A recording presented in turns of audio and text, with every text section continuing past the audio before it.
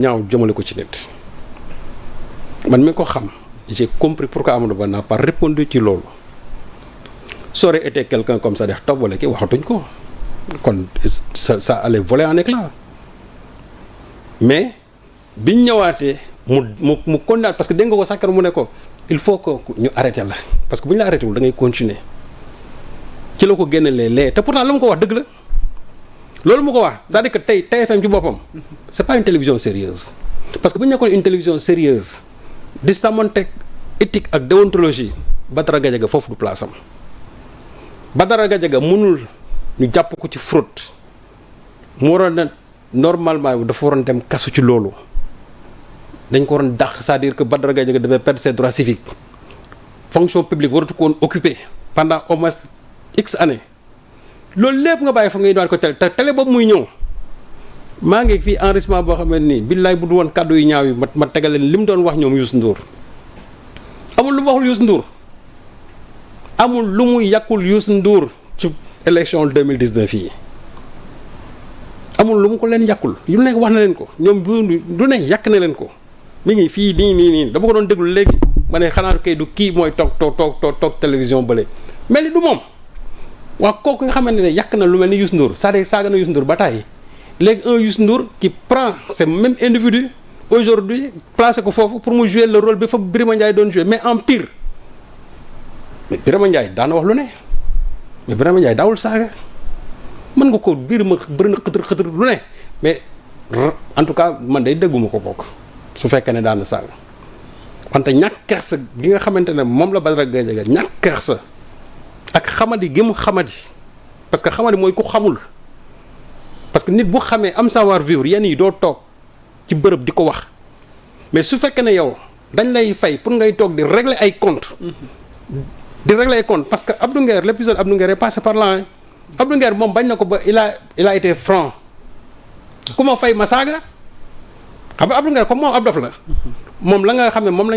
lañ koy sant moom la wax moom la muy def moom la wax ku ma fay ma saaga effectivement c'est-à-dire leur mission c'est ça insulter pour être stipendié par la suite. dogguma la parenthèse sax l'affaire Abdou Nguer ak Ibrahima Bari Gassama renvoyé au 8 octobre 2025. tey tribunal loolu lañ fa jëlee comme xibaar yi ñuy seetaan. affaire Abdou Nguer kon renvoyé nañ ko ba le 8 octobre ma bàyyi la nga yeggali. donc comme ni ko waxee. ñooñu dañ leen di fay ñuy saaga. Badara Gadiaga est dans la même logique dans la même veine. dañ leen di fay ñuy saaga kan la ñuy saaga kilifa yi ki nga xamante ne ñoom jàpp nañ ne ku ko saaga presque sénégalais yu bëri di nga jógloo seen xol mooy ñoom Sonko la ñuy saaga. déggu fi ñu saaga kenn seen lépp ci Sonko lañ ko centré tout tourne autour de Sonko parce que ils ont ñoom des problèmes politiques yoo xam ne mënuñu ko régler ak Sonko finalement nu ñu ko bëgg a régler à travers ces pseudo chroniqueurs pour ñu ñëw toog di saaga parce que ñoom aussi c'est une question de survie ci loolu la ñuy dund. ñoom Badara Gadiaga lan la ñuy liggéey c'est-à-dire qu'est-ce qu'ils foutent ces gens-là lu ñuy liggéey dans leur vie mënoo xam et pourtant foo leen fekk ñi ngeeg xaalis bu dul jeex c'est vrai que nous am na loo xam ne mënuñu toog ci plateau bi ko wax mais moi je pose la question pour ñi nga xamuñu lu ñuy liggéey tout en sachant comment ces gens-là ils font quand même pour avoir de l'argent c'est que voilà le problème de ce pays-là loolu nag nit ñi bu ñu toogee bëgg ko occulter tey parce que simplement dégg naa ñu ne oui on va le transformer en héros et cetera oui on prend un zéro on le transforme en héros waxoon nañ ko fii ci Farba Ngom bu ngeen ko fi téye fii nangam ak nangam tey da nga déggati ku wax waxu Farba da nga ko fi déggati naan comment la presse manipulatrice lu ne dégg nga presse bi wax ko fii. alors fan la ñu mën a jëm ak mbiru Badara Gadiaga parce que y a d'autres points yu ñu. waaw non tey quelle suite pour cette affaire. li ma jàpp mooy. Badara Gadiaga il a insulté. Il a diffamé, il a proféré il a diffusé de fausses nouvelles parce que d'abord li mu waxal justice bi mu ne justice ñoo wax loolu du dëgg corruption de la jeunesse boobu ñuy wax corruption de la jeunesse muy wax mais li ci justice wax kay nit ñi xam nañ ko moom na mu ko bëggee jëlee di ko tekki te kat toogoon na sax moom ci benn plateau auparavant daan ne loolu nga xam moom la ñuy wax corruption de la jeunesse nee na man mii xaw ma ko man détournement de mineur laa xam mais xaw ma loolu yow nga bëgg a toogaat léegi ci ginnaaw nga bëgg a ne corruption de la jeunesse loolu nga koy tekkee jox ko même le sens de pédophilie teg ko ci nga xamante ne tey Sénégalais mën nañu wax ne ñoom ñëpp moom lañu yaakaar vous pensez que loolu normal na Sabel Dara Gadiaga logé nourri et cetera il paraît que sax dañ ko jox benn suite King Fahd Palace vous pensez que ça c'est normal ça. dañ ko jox ah oui man dañ ko ma di que fi King Fahd Palace dañ ko fa sax jox suite xam nga King Fahd Palace moom man ça m'étonne aujourd'hui que Racine Sy nekk fa ba léegi avec tout ce que l'on dit sur le King Fahd Palace boobu pour man jàpp naa ne il faut que état bi jóg ci parce que le problème qui se pose mooy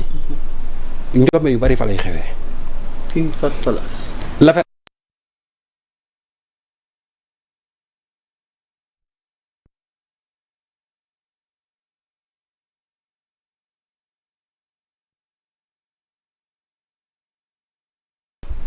King Fahd Palace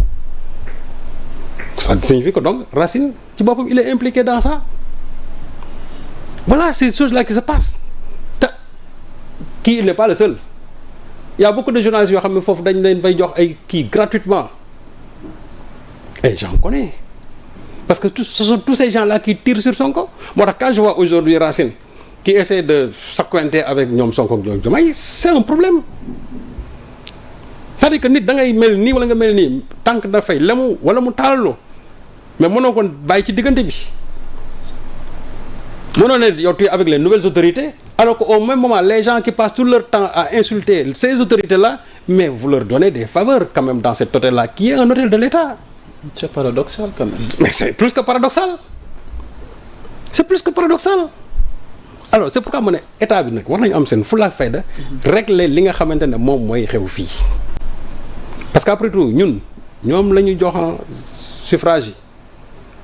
bés bu heure bi jotee Sénégalais ñoom lañu koy laaj. Ok, ils ont tous les leviers aujourd'hui en main pour régler ce qui se passe dans ce pays parce qu'il y a trop de désordre dans ce pays là. mais yoon am na ci dëkk bi xanaa. non c'est-à-dire que yoon am na parce que justice bi tam yóbbu nañ ko banc des accusés. waaw mais justice bi aussi il faut. ñenn ñi poser le débat de la liberté d'opinion d'expression. oui mais la liberté d'opinion oui. La liberté d'opinion. parce que Thierno Alassane moom bu ma ci dikkaatee jàpp na ni voilà donc ngeen meemu tuuti rek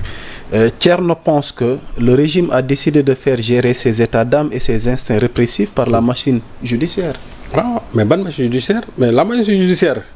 ñëpp xam nañu aujourd'hui ils ne sont pas favorables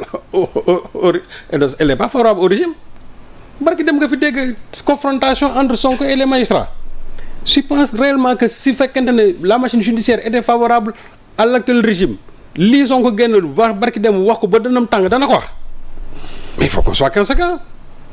ñoom ñoo fi taxoon ay jamono barki dem loo fi gis ñu titré am na sax ku ko doon ironiser en disant que est-ce que c'est pas Wally en disant que aujourd'hui on dit que Sonko contre les magistrats. gis naa titre gu. waaw bu njëkk on avait dit waaw Sonko contre les magistrats aujourd'hui Sonko contre les magistrats mais celui qui est contre les magistrats ça veut dire que tu n'as pas la machine judiciaire avec toi ñoom su ñu yoroon machine judiciaire bi kon xam nga ne benn booy Pastef duñ ko jàpp ñoom su ñu amoon machine judiciaire Sonko ay ñoñam ci boppam du wax ministre de la justice ñii régler leen seen i mbir. kon partagé woo gis-gisu Thierno Alassane. waaw non mais Thierno Alassane Sall toi aussi Thierno Alassane Sall ay waxam tamit jarul dóor Thierno Alassane Sall moom du ko moom c'est-à-dire Thierno moom son problème c'est Sonko. ok xam nga ñooñu amuñu problème ak kenn. organisé gu leen débat bi ba tey kat. non il ne l'organisera il ne sera jamais au rendez-vous c'est cette histoire de laser là du ci wax il préfère wax ay commission d'enquête ci affaire bii nii te même affaire bii nii on y va mën nañ ci dem parce que li ñuy wax nii yëpp ci Jean-Michel nii foofu vraiment je fais une petite digression li ñuy wax nii yëpp ci Jean-Michel ne comptable de rien ci loolu gis nga lépp lu ñu fa mës a signé avant de démarrage tout problème assurance yi ñuy wax yëpp yooyu yëpp c'était sous l'ère Macky Sall